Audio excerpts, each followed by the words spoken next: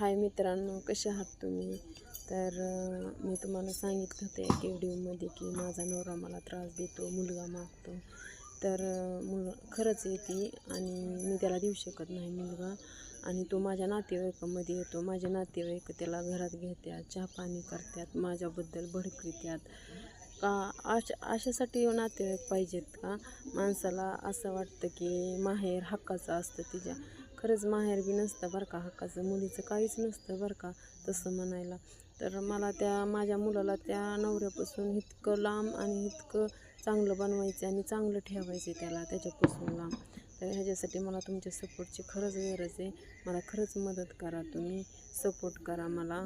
मी काय निर्णय घेऊ मला कळत नाही. कधी बी येतो आहे, गपचूप येतो आहे. तो शाळेत असतो मुलगा, मी शेतात कामाला जाते आणि तो मला धमक्या देतो आहे की मी कधी बी कसा बी उचलून घेऊन जाईन. तर मी काम करू का त्या मुलाला लक्ष राखू का काय करू मला तीच समजत नाही आहे.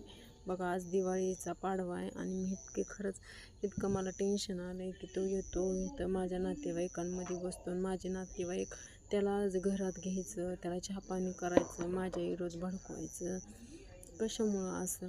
तर मित्रांनो, प्लीज मला तुमच्या सपोर्टाची, तुमच्या आधाराची, माझ्या मुलाला वाचवण्यासाठी तुमची खरंच खूप गरज आहे. मला प्लीज मदत करा.